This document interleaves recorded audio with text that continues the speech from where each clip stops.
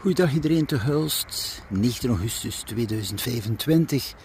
De onderhoudswerken zijn gestart hier aan Bikepark Hulst. Ja, het is best ook nog een groot parcours. Ik had het getoond via de dronevlucht. Ook al getest meer dan een maand geleden met de fiets.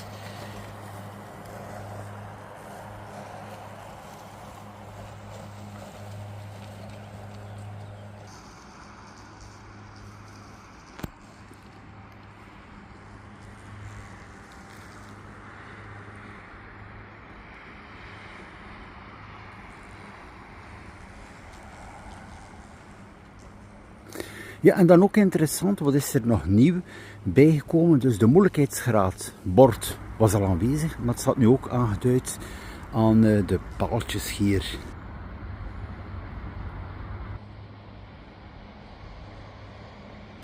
Zoals hier bijvoorbeeld heb je de keuze via deze stenen of de gewone route. En hier ook nog een view op het tweede gedeelte. Natuurlijk via de dronevlucht heb je een algemeen overzicht. Dus Bikepark Hulst, feestelijke opening op 20 september.